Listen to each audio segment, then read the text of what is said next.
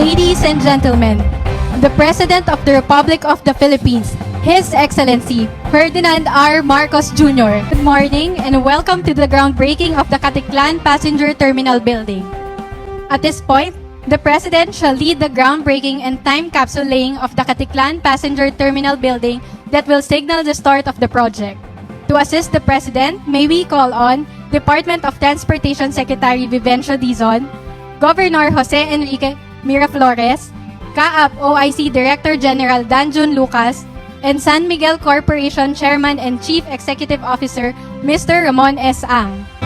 We now join the President as he places the blueprint of the project, local newspaper, and Philippine peso coins inside the time capsule.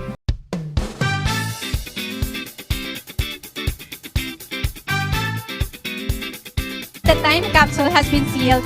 The President shall lower the time capsule.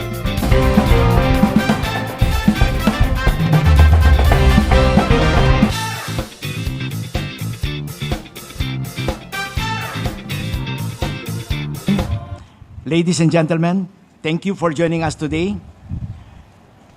We started this project way back 2005 and finally got the go-ahead signal 2009. It has been through a lot over the years. We faced delay after delay. We had to stop, reassess, make changes, not once, but several times. It took longer than expected, mostly because of the right-of-way issues. They are not simple. They involve families, communities, and land that needed to be handled properly.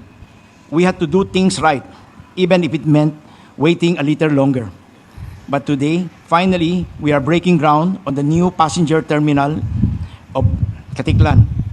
While waiting for the issue to be resolved, we focus on what we could do right away, from extending the old runway of 600 meters.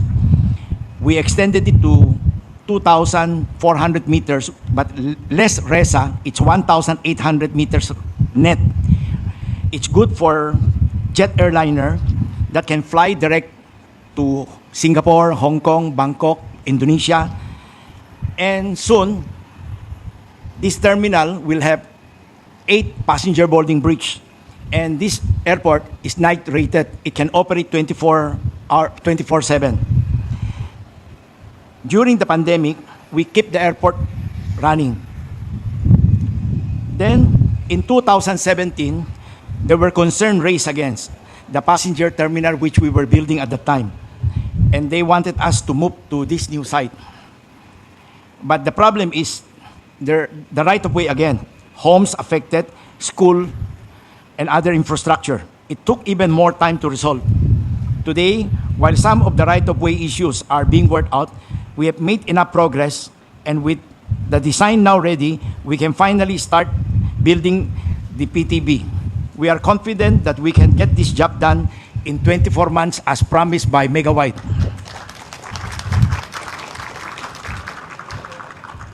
But as we prepare for the growth that this terminal will bring, we also need to think ahead, which is why we propose a Caticlan Boracay Bridge, not to replace what's already here, but to help support. With more visitors expected, we will need a better, more reliable systems to manage not just access and traffic, but also daily movements of goods, and as important, the waste, solid waste, basura. The island generates thousands of tons a day, and also sewages. As we all know how difficult it is to get that off the island quickly and safely. This bridge can help with that. At higit sa lahat, wala pong bankero or boatman na mawawalan ng trabaho. We know how important the boatman are not for the transport, but for the Boracay experience in general. They have been part of this story from very beginning, and they will continue to be. Under our proposal, we will work with them, train them, help them transition to driving a hybrid vehicles that will bring visitors across. This way, they keep their role in welcoming tourists, gain more stable job, and help lead the move toward cleaner and more sustainable transport. Like this airport, we see it a way to help Boracay thrive even more protect what makes it special, while opening up new opportunity for the people. We call it home. To the provincial government of Aklan, the municipalities of Malay and Nabas, thank you for your continued support. And to the people of Aklan, thank you for your trust, your patience, and your belief that this day would come. Maraming salamat po. Mabuhay. Thank you po. Thank you, Chairman Ang. Governor Jose Enrique M. Miraflores. We welcome this development with open arms and grateful hearts. This terminal is a powerful symbol of what's possible when the national government, the private sector, and local communities come together with one common goal: to bring tourism and economic prosperity to the next level. We thank you, President Ferdinand Marcos Jr., for your full support in modernizing our country's tourism gateways, province world-class and future-ready. To Mr. Ramon Ang and San Miguel Corporation, thank you for your trust and investment in Aklan. Your presence here today signifies confidence in what Aklan can become.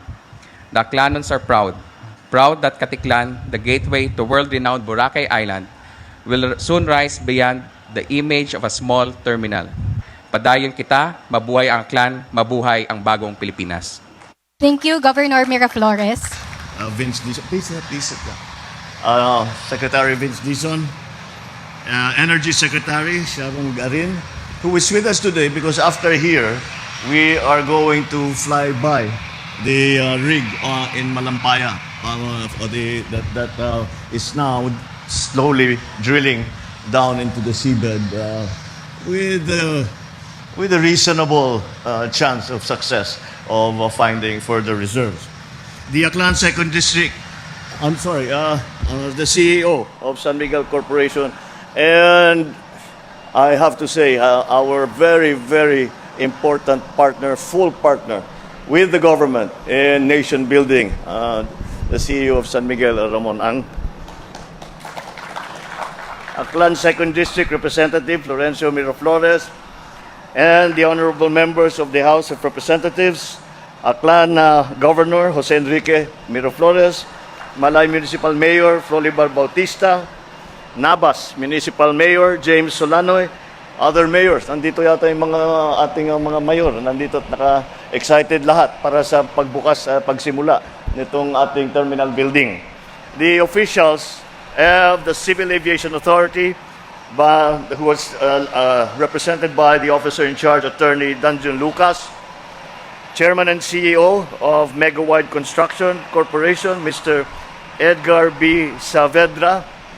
Nung pinipilit na matatapos ito, maraming nagsasabi pa, nasa aeroplano pa lang kami, si Sec Vince, sinasabi na niya, pinangako ng Megawide na matatapos ito ng 24 months. Kaya nung binanggit ni Chairman RSA yung 24 months, ang bulong namin dito sa harap, sabi namin sa kanya, no pressure, no pressure. We take it back, pressure. I'm sorry, we really need for you to finish this 24 months or even less than now. And what I was telling the CEO of Megawide, I was telling him, says, you have no excuse because I've seen your other projects. Nagawa nyo na even more complicated constructions, and this is a relatively simple one. The more complicated construction projects that Megawide has undertaken, they have finished it on budget and in time. So that is what we are hoping for and are looking forward to. My fellow workers in government, other distinguished guests, ladies and gentlemen, good morning. Well, this is a very important day. As Chairman Ramon has very clearly laid out, this is what we could refer to as a much-awaited project dahil ang dami-daming pinagdaanan, nasimulaan, natigil, nalipat, maraming pagbabago bago tayo umabot dito sa araw na ito. Ngunit, nandito na tayo. We are very happy and we are all very excited that we are slowly putting together the building blocks of our policy of opening up our areas, tourist areas, our business areas, to international travelers without having to go through the Manila Airport. And this is simply because, although Manila Airport is improving once again, because of the concession agreement that we made with San Miguel, It is improving, and we are going to increase the capacity in terms of passengers per hour, movements per hour, in terms of passengers and travelers per year. However, it would be much easier for our tourists or for any travelers na doon na sila tumungo, kagaya dito, diretso na sila dito sa Caticlan. And from here, they can go to Boracay, they can go around and see all of the tourist destinations. Marami ritong tourist destination. We can see all of the tourist destinations around the province and in the neighboring areas. And so it is not something that is just belonging to one province. It is not just Aklan who is involved in this. It is the entire region that will be assisted by the construction of this terminal building. The influx of people, of travelers, is going to be a big boost to the local economy and, I might add, the national economy. Tourism right now contributes close to 8% to our GDP. And that is something that we want to increase. And that is why these projects that we have are also very important. We are doing the same things for many regional airports. We have been talking about Iloilo. We have made agreements with in Bohol, in Siargao, and there will be others more. Ngayon ay pinag-uusapan pa lang, so I don't want to let the cat out of the bag because they are still in discussions. But the idea is to open up the Philippines, not necessarily only through Manila, but on international flights coming from Europe, coming from Southeast Asia, coming directly to the tourist destinations. And in this case, maganda, tama yung nabanggit kanina that it is better here because the ferry experience is very important and very much part of the experience of. I remember coming here as a vacationer, and pagsakay mo sa bangka, eto na, bakasyon na ito. This is where the vacation starts. Yeah. And so we are making that experience even better. Boracay now is a much nicer place to visit than it was a few years back. And we are doing the same things, as I said, with the other tourist destinations, with the other business destinations. Hindi lang tourist, pero yung mga lugar na gusto nating i-develop na sa ngayon ay maliit ang airport, hindi mapuntahan o mahirap puntahan, ay pag nabuksan ng mga airport dyan, talagang makikita natin maraming magbabago. So this is one step in what you have to describe is going to be the beginning of the journey. And that journey is to bring the Philippines once again to the forefront of the rest of the world, to bring the Philippines once again to the top of mind of the rest of the world, that this is a place where people can invest, this is a place where people can come to have a vacation, this is a place where the businessmen can come and do business to the benefit of their own interests and, of course, of the country. And so that is how important today is, and I'm very, very happy to have come today and to witness the groundbreaking and to be part of this groundbreaking. And it is already in my schedule, and 24 months I am coming to cut the ribbon. Kung pwede mong gawing 18, I won't complain. Kita mo, masarap kausap tong Megawide, very hindi sila umaatras sa challenge. So thank you all. Once again, as was mentioned, the problems that occurred here are the usual problems when it comes to infrastructure, right of way, land acquisition. And that's why kailangan natin pasalamatan ng local governments. Dahil kung hindi sa local government, both on the provincial and the municipal side, kung hindi sa inyong tulong, hindi namin magagawa. Ito hindi namin mabubuo yung daan kung saan kailangan ma-expropriate o kailangan magkaroon ng negotiation. At we always turn to local governments to help us. And once again, that has been fruitful. And it just goes to show, exactly like the governor has said, when the national government, the local government, and the private sector work together, hand in hand, not opposite sides, but hand in hand, this is what we can achieve. So we look forward to many, many more of these. Maraming salamat. Congratulations sa inyo lahat. Magandang maga po sa inyo lahat. Thank you, Mr. President.